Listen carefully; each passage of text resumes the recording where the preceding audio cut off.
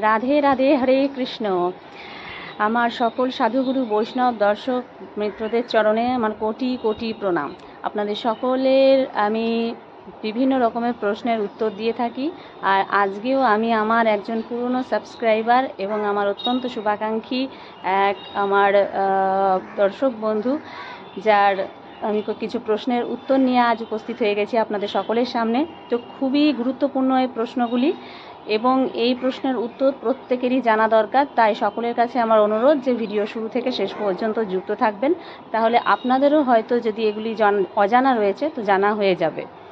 তো এই জন্যই আপনারা প্রত্যেকেই ভিডিওটি ভালো করে দেখুন, প্রত্যেকটি কথা মন দিয়ে শুনুন, হয়তো আপনাদের এটা ভীষণভাবে কাজে আসবে। তো প্রথম প্রশ্ন আমি এখানে পেয়েছি যে জপের সময় কখন জপের ফল ইন্দ্র হরণ করে নিয়ে যায়। তো আমরা যারা দীক্ষাপ্রাপ্ত রয়েছি তারা প্রত্যেকেই গুরু মন্ত্র জপ করে থাকি এবং মন্ত্র জপের কিছু নিয়ম রয়েছে। আমি যদিও আপনাদের মালা জপের সমস্ত নিয়ম আমার এই চ্যানেলের, এই রাধা ভক্ত তুলসী চ্যানেলের ভিডিওতে আমি দিয়েছি। এটা আমি আপনাদের এই ভিডিও দিয়েছি যে মালা জপ কিভাবে করা উচিত এবং জপের শুরুতে কোন মন্ত্র উচ্চারণ করা উচিত, জপের শেষে কোন মন্ত্র উচ্চারণ করা উচিত, সব কিছু নিয়ে আমি এর আগে একটি ভিডিও আপনাদের দিয়ে রেখেছি।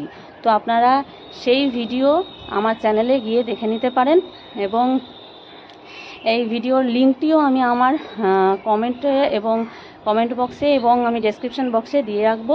আপনারা সেখান থেকেও চাইলে সেই ভিডিওটা দেখে নিতে পারেন। তবুও আমি আপনাদের আজকে সংক্ষেপে এই উত্তরটা দেব যে জপের আমরা যখন জপ করতে বসি, গুরুমন্ত্র জপ করে থাকি, তখন আমাদের কোন কাজটা করলে বা কোন মন্ত্র উচ্চারণ করলে আমাদের সেই জপের পূর্ণ ফল আর ইন্দ্র হরণ করতে পারে না। তো সেটা হচ্ছে কি, আমরা যখনই গুরুমন্ত্র জপ করতে বসবো তো তখন আমাদের অবশ্যই আসন নিয়ে বসা উচিত এবং আসনের নিচে আমাদের জল নিয়ে তারপরে আমাদের জপ করা নিয়ম। তো জপের শেষে আমাদের অবশ্যই এই মন্ত্র উচ্চারণ করতে হবে, শ্রী শঙ্করায় নমঃ, শ্রী ইন্দ্রায় নমঃ। এই মন্ত্র উচ্চারণ করে তারপর জপ শেষ করতে হয় এবং ভগবানের প্রণাম মন্ত্র উচ্চারণ করতে হয়। এবং মালা জপ করার ক্ষেত্রে কী কী নিয়ম সেই সব কিছুই আমি তো ভিডিও দিয়ে রেখেছি। সেই ভিডিওটি আপনারা সকলেই গিয়ে সম্পূর্ণভাবে মনোযোগ সহকারে দেখে নেবেন। আপনারা সেখান থেকে মালা জপের একদম সম্পূর্ণ নিয়ম জানতে পারবেন। আর যেটা আমরা গুরুমন্ত্র আমরা জপ করে থাকি, কর জপ করে হয়তো করছি, তো কর জপের ক্ষেত্রে বা মালা জপেও যদি আমরা আসন নিয়ে বসে যদি আমরা জপ করছি তো অবশ্যই সেখানে আমাদের আসন শুদ্ধ করে নিয়ে তারপর আমাদের জপের শেষে এই মন্ত্র উচ্চারণ করতে হবে, শ্রী শঙ্করায় নমঃ, শ্রী ইন্দ্রায় নমঃ। এই মন্ত্র উচ্চারণ করে আমাদের জপ শেষ করা উচিত, নয়তো সেই জপের পূর্ণ ফল হয়তো ইন্দ্র হরণ করে নিয়ে যেতে পারে। আরও একটি কথা আমাদের মাথায় রাখতে হবে, আমরা যখন জপ করব তখন জপের সময় আমাদের যখন আমরা কর জপ করছি তখন এই আমাদের আঙুলের মধ্যে যেন কোনো ফাঁক না থাকে। এই আঙুলগুলির মধ্যে যদি আমরা যখন জপ করব তখন আমাদের পুরো আঙুলগুলো যেন একটার সঙ্গে আর একটা স্পর্শ হয়ে থাকে। যদি আমাদের আঙুলে ফাঁক থেকে যায় তো আমাদের সেই জপের ফল কিন্তু সিদ্ধিদাতা গণেশও হরণ করে নিয়ে যেতে পারে। তাই আমাদের সেই দিকটাও লক্ষ্য রাখতে হবে। যারা কর জপ করে থাকি তাদের অবশ্যই এই কথা মাথায় রাখতে হবে। তো এই কথাগুলি মাথায় রেখে আমাদের জপ করতে হবে, কারণ কলিযুগে আমাদের সবথেকে বড় সেবা হলো নাম জপ। ভগবানের নাম জপের থেকে বড় আর সেবা কিছুই হতে পারে না কলিকালে। আমরা ভগবানের যতই সেবা করি না কেন, যতক্ষণ নাম জপ না করছি আমরা উদ্ধার হতে পারবো না। তাই নাম জপের ক্ষেত্রে আমাদের অবশ্যই এই নিয়মগুলি মাথায় রাখতে হবে যে আমাদের কর জপের সময় যেন আঙুলে ফাঁক না থাকে আর জপের শেষে আমাদের এই মন্ত্রটি উচ্চারণ করতে হবে, যেটি আমি আপনাদের একটু আগে বলে দিলাম। তো এটাই হচ্ছে জপের নিয়ম, শ্রী শঙ্করায় নমঃ, শ্রী ইন্দ্রায় নমঃ, এই মন্ত্র উচ্চারণ করে। আচ্ছা, এর পরের প্রশ্নের আমি উত্তর দেব, রাধারানীর কপালে তিলক নেই কেন বা রাধারানী তিলক ধারণ করেন না কেন? যদিও এটা আমরা দেখে থাকি আমাদের সাধারণ চোখে যে রাধারানীর কপালে তিলক আমরা দেখতে পাই না, কিন্তু এটার অ্যাকচুয়াল যেটা বিষয় হলো যে রাধারানীও তিলক কপালে ধারণ করে থাকেন। আর এই নিয়ে আমি 9 মাস আগে আমি একটি ভিডিও দিয়েছি যে রাধারানীর কপালে তিলক নেই কেন। এই নিয়ে আমি 9 মাস আগে যে ভিডিওটি দিয়েছি সেই ভিডিওতে ডিটেলস বলেছি। তো আপনারা সকলেই আমার কমেন্ট বক্সে গিয়ে সেই ভিডিওর লিঙ্কটিতে ক্লিক করুন এবং সেখানে গিয়ে দেখে নিন এর উত্তর। তারপর তাছাড়াও আমি আপনাদের জানাচ্ছি যে রাধারানীর কপালেও তিলক আছে। সে তিলক আমাদের মতন সাধারণ জীবের চক্ষু দ্বারা, এই সাধারণ জড়চক্ষুর দ্বারা তা দর্শন করা কখনোই সম্ভব নয়। রাধারানী শুধুমাত্র সে তিলক দর্শন করান স্বয়ং ভগবানকে, পরমেশ্বর ভগবানকেই একমাত্র সেই তিলক দর্শন করিয়ে থাকেন। অর্থাৎ কি স্বয়ং পরমেশ্বর ভগবানই সেই তিলক দর্শন করতে পারেন, তারই একমাত্র সেই শক্তি, সেই ক্ষমতা রয়েছে সেই তিলক দর্শন করবার। এছাড়া আমাদের মতন জীবের কখনোই এই জড়চক্ষুর দ্বারা সম্ভব নয় সেই তিলক দর্শন করবার। তবুও যদি আমরা সম্পূর্ণভাবে ব্রহ্মচারী যারা ভক্তগণ সম্পূর্ণভাবে যদি পরমেশ্বরের সঙ্গে একাত্ম হয়ে যেতে পারি, নিজের অন্তর্চক্ষু দিয়ে দেখার চেষ্টা করি এবং আমরা সেই রকম যদি ভক্ত হতে পারি, তবে গিয়ে আমরা আমাদের সেই ভক্তির দ্বারা, আমরা সেই দিব্য দৃষ্টির দ্বারা হয়তো সেই অন্তর্চক্ষু দিয়ে আমরা রাধারানীর তিলক দর্শন করতে পারি। কিন্তু আমাদের মতন এই কলিকালের পাপী তাপী মানুষদের পক্ষে কখনো এই জড়চক্ষু দ্বারা সেই তিলক দর্শন করবার মতন ক্ষমতা নাই, যা স্বয়ং পরমেশ্বর ভগবান দর্শন করতে পারেন। তা আমাদের পক্ষে কি সম্ভব? তবু আমরা যদি চেষ্টা করি, হয়তো আমাদের সেই অন্তর্চক্ষু দ্বারা আমরা দর্শন করতে পারি।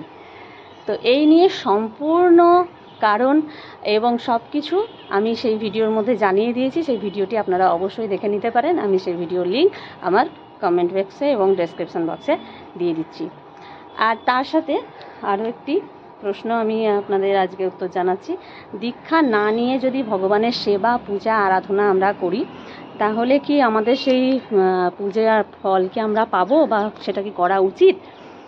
তো আমি আপনাদের এই নিয়ে এর আগে অনেক ভিডিওতে অনেক রকমভাবে বলেছি যে দীক্ষা না নিলে সেই ব্যক্তির হাতের জল শুদ্ধ হয় না। জল মূত্র সমান এবং অন্ন বিষ্ঠা সমান। তাই আমরা যদি ভগবানকে ভোগ নিবেদন করি বা জল নিবেদন করি, তা ভগবান গ্রহণ করতে পারেন না ঠিকই, কিন্তু আমরা আমাদের অন্তরের ভক্তির দ্বারা যদি ভগবানের সেবা পূজা করছি, অথচ আমাদের মধ্যে এখনও সেই জ্ঞান আসেনি যে দীক্ষা নিতে হবে, বা কেউ আমাদের সেই বিষয় নিয়ে, বাড়ির কোনো বড়রা হয়তো আমাদের সেই বিষয়ে আমাদের জানায়নি যে দীক্ষা নিতে হয় বা কিছু, অথচ এতদিন ধরে আমরা ভগবানের সেবা পূজা করে এসেছি, ভক্তি করে এসেছি। তো সেগুলো কি সবই বৃথা হয়ে যাবে? যে শিশুকাল থেকে এত বছর ধরে আমরা এত ভগবানের সেবা পূজা করেছি, হ্যাঁ, এত ব্রত করেছি, উপোস করেছি, তাকে ভক্তির দ্বারা তাকে পাওয়ার চেষ্টা করেছি, সব কিছু কি বৃথা হয়ে যাবে না? কর্ম কখনো বৃথা যায় না। যে যেরকম কর্ম করবে সে সেই রকম পুণ্যফল অবশ্যই গ্রহণ করবে। অর্থাৎ কি, তার কর্মের যেরকমই কর্ম হোক না কেন, সেই কর্মের ফল তাকে ভোগ করতেই হবে। তো আমরা যদি ভগবানের হৃদয় দ্বারা ভগবানের সেবা করতে পারি, সঠিকভাবে সেবা করতে পারি, তো আমরা অবশ্যই ভগবানের সেই সেবার ফল অবশ্যই পাবো, কিন্তু 50% পাবো।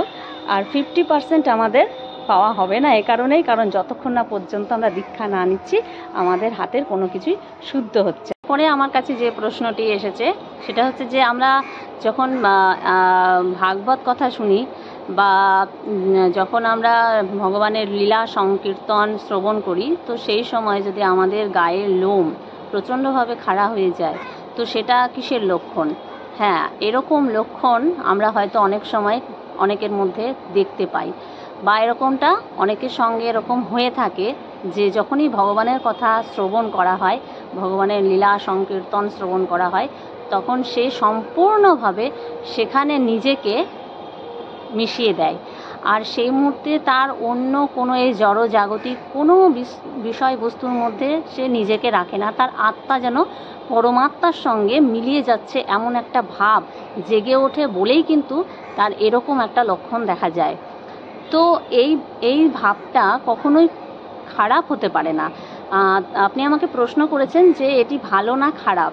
তো এটা তো কখনো খারাপ হতেই পারে না, এটা অবশ্যই খুবই ভালো লক্ষণ। আমাদের জীবনে যখনই কোনো বাস্তব কিছু ঘটে থাকে এবং যেটা আমাদের আশ্চর্য করে দেয়, আমাদের ভীষণভাবে হৃদয় থেকে সেটা সাড়া দিয়ে থাকে, তখনই আমাদের এরকম একটা আচরণ বা এরকম একটা আমাদের শরীরের মধ্যে প্রভাব দেখা যায় যে আমরা হয়তো কখনো খুব ভীষণভাবে ভয় পেয়ে গেলাম বা ভীষণভাবে আমাদের মধ্যে কিছু একটা দেখা গেল, যে তখনই আমাদের শরীরের লোম খাড়া হয়ে থাকে।